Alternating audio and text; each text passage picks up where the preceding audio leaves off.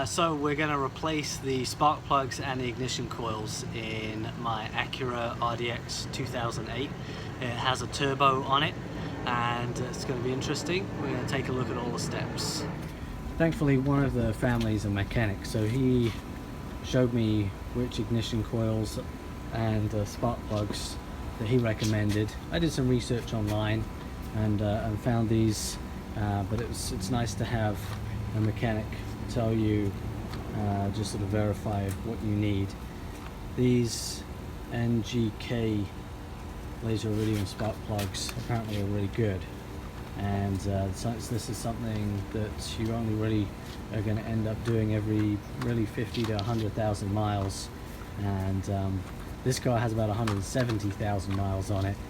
When we bought it, it had about 130, and I honestly don't know if this has been done before, so we'll see what the spark plugs and the coils look like when I take them out. So these are the codes for the spark plugs right here. These are really recommended. And then the ignition coils right here. These are some Delphis.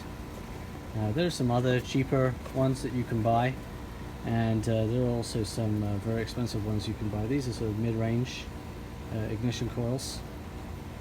Good company, good quality.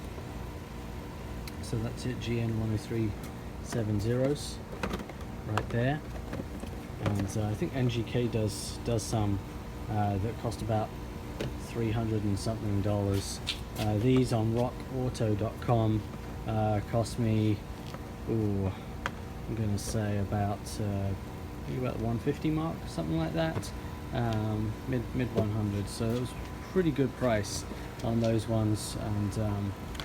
And then people are also recommending online to get this anti-seize lubricant, which helps it. You just put around the end of the spark plug where you screw it in, and that will help stop it from seizing up in the future when we go to replace them again. Who knows, with 170,000 miles, I don't know if we'll get to replace these again before the life runs out in this vehicle, but it's running good. As long as we do our maintenance, it should last a lot longer. For some reason there aren't many videos online for Acura RDX spark plug and ignition coil replacement, so that's why I figured I'd make one of these, because I tried looking one up, couldn't see one. First step is to just quarter turn all these bolts on top of the air cooler cover right here, and that reveals the air cooler. This is called an air cooler or charge air cooler. A little bit dirty. We're going to have to remove this to reveal the spark plugs and the ignition coils underneath. To remove the charge air cooler, we're going to remove the following bolts. There's two at the back, one here and then one the other side. Then there's the third one right here. Let me show you the second one. Towards the back here, right through there. As with a lot of bolts on the Acura, we use a 10mm. These are the three bolts, the one in the front, the one in the back over here, and then the third one in the back over here. There's actually a fourth bolt as well. This one attaches the air inlet pipe to the charge air cooler as well. This one needs to come out. This one looks slightly different, it's shorter. The next step is we're going to remove some hoses attached to the bypass control valve, and the actual valve itself is going to remain attached to the air cooler, but we're going to take these hoses off. 1, 2, 3, 4, and then the fifth item we're going to take off is this sensor plug as well. The next step is to remove the outlet pipes at the front and the rear of the air cooler. The next part, we're going to remove this cover. 2 plus 2, 4 bolts. We've got to take those off and remove the cover. Remove that, and now we reveal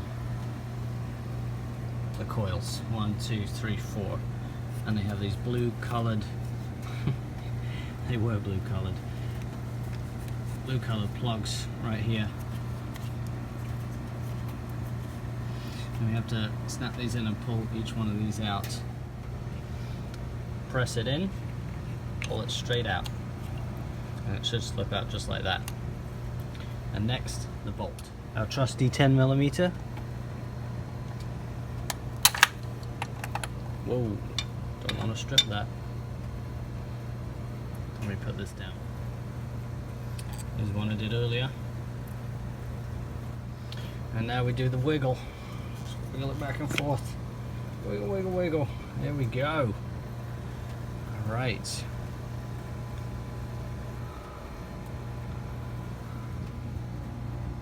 There's our spark plug down there. Okay, so one of these down, 3 more to go. And while I'm doing this, I wanted to show you the old one right here. There it is. You see the rubbers kind of faded and the gasket right there. It's a little stiff. And then this is our new one right here. Ready to go, everything's brand new, flexible, looking good.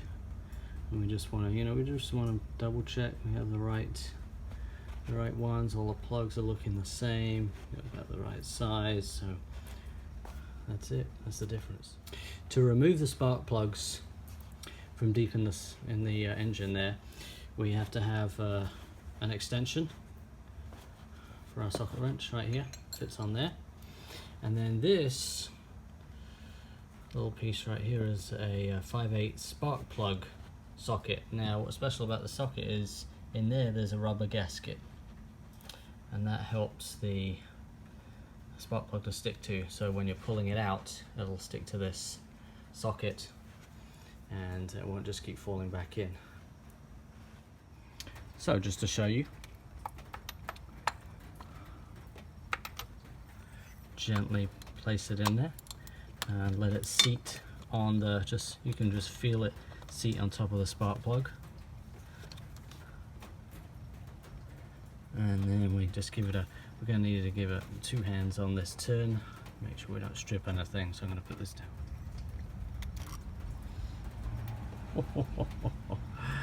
And that, my friend, is a dirty spark plug. It was tough to get out too. It was in there. Must have been in there for a long time. So can you tell the difference? Big difference there. Big difference. Look at all the carbon deposits up here on the end. Really dirty. And not in great shape on this end either. And of course it's our brand new one.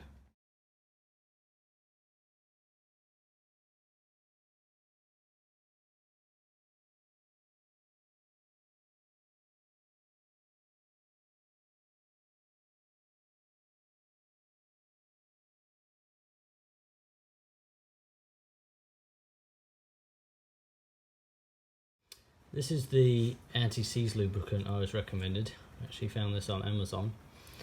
And we're just going to put just a little touch of that on the side there. A little touch on the side. And then maybe one more. That's about it. We don't want to put too much on there. Just enough to get the sides a bit wet. And we're going to always do this by hand. We're going to gently lower it into the cylinder head here, and then we're going to just back it off and let the thread catch, and you should feel the thread catch. You do not want to do this part with a socket. You want to feel the threads engage, and then do it by hand until you feel that the washer at the bottom of the screw or the bolt has engaged with the engine, with the cylinder block down in there, and that feels like that's pretty tight. I'm just gonna tighten it by hand as much as we can. Well, just gently, So Leave that in there, and then we're going to tighten that with a torque wrench. Many people don't have a torque wrench standing by, and really it's kind of your own risk on tightening the spark plug, because the last thing you want to do is strip the thread deep inside the engine in the bottom of the cylinder there. But many people do it, and you can do it. You know, some people recommend a half turn with a regular wrench after you've hand tightened it. Some people do a quarter of a turn. It's up to you, but if you want to be safest, get a torque wrench and follow the either the engine specifications or the spark plug specifications on the tightening. So once we've done that, get our ignition coil, our new ignition coil in there, and it just pops right on down in there. Now for our next one, straight down in there, just gently goes, back it off a little bit and feel it click, and then once I feel it click, then we tighten it up in there. The old phrase righty tighty lefty loosey always comes in handy, and we're just going to screw that all the way down in there. I feel it engaging at the bottom there. It's a little harder in there. I don't have incredibly strong hands, but you got to be careful. If you have a lot of power, you really don't want to push it too hard. You know, just exercise caution when you're doing it. Our next one in here. Just pop that down in there. Make sure it's seated inside. Oh, lovely.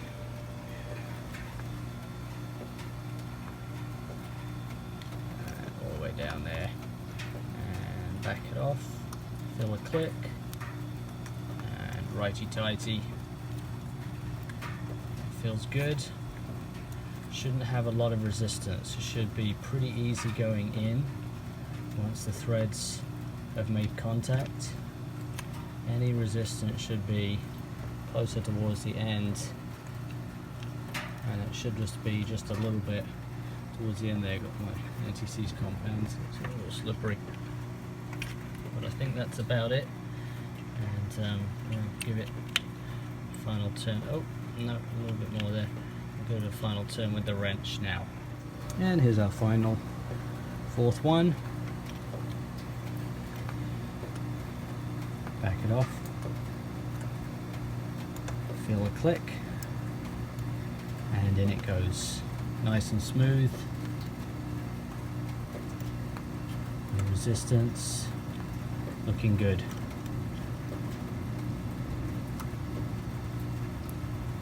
It's always one of those nail-biting moments that the threads catch good, there's no problems in there, because that would not be good. That would be a major engine problem. Now in goes the rest of our ignition coils. Oh. Let's get that in the camera. There we go. That's the second one.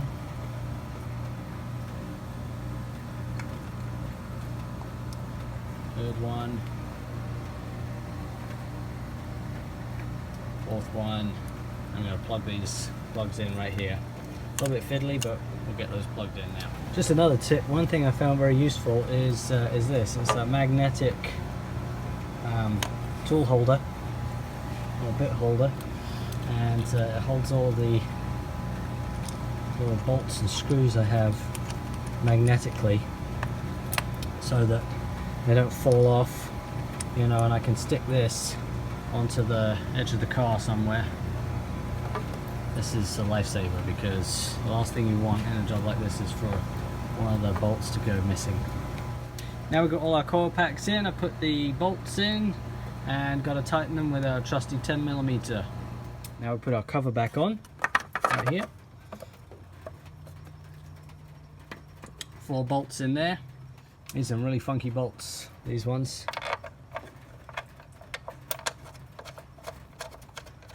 give them a quick hand tighten.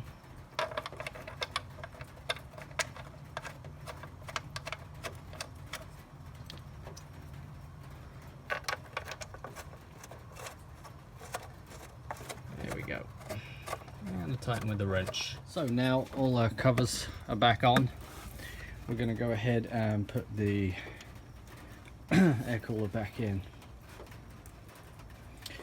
This is just going to pop right back into the hose back there and wheel it around. This is the tough one back here, probably the toughest one to get this screw on. I think before it was angled back here. I'm going to try to angle it this way so I can screw it in from this direction this time. Hopefully that's going to be easier. I did have to bend this piece of metal with the needle nose pliers last time in order to get a socket wrench down into this bolt down here as well. So these two back ones are a bit tough to get to, and I'll have to bend that back down.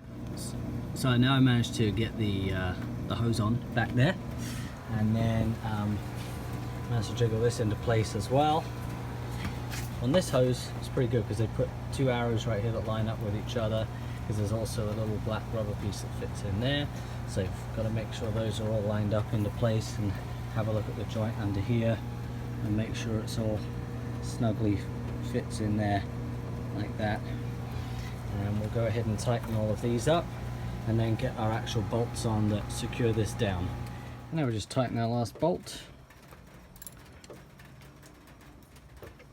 And then we're going to start to connect all these pieces down here again. Now we have our hoses in place, it's time to put the clamps back on. I usually pinch these with a pair of pliers and then just pull them into place. Like so. Just like that. And now we clip on the sensor. It's just going to pop right into place up here. Just like that. And I'm going to bend this back into place as well. Okay, now we've got everything put back together. We're going to start her up and see what we got. Alright, so I'm going to try putting the key in.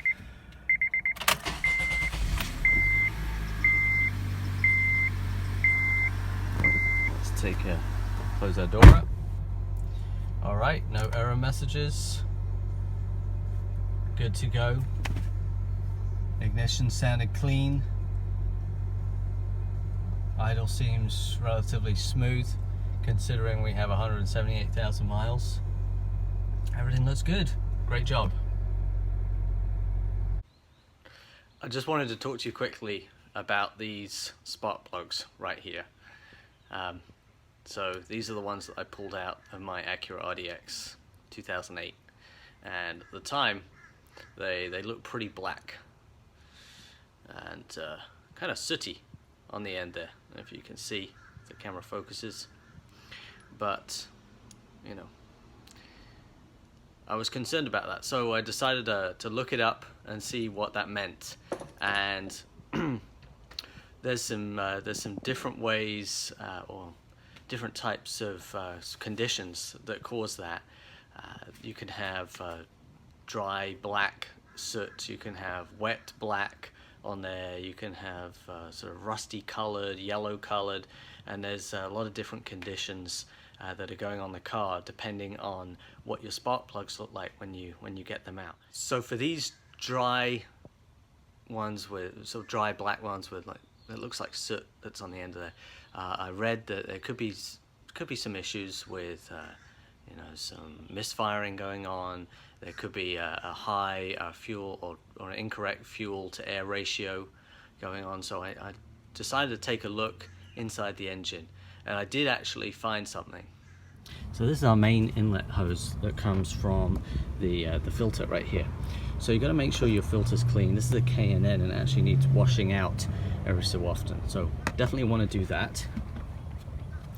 If we take a look at this hose further down, if you take a look here, there's a big crack in the hose, a big split, and that definitely could be causing an incorrect fuel to air ratio, because it's pulling in the incorrect amount of air. into the engine. So therefore, I'm going to replace this hose. This is about, I think about 30-40 bucks on eBay, Amazon, whatever, and I'm going to replace that, and that should do the trick as far as sorting out that air to fuel ratio.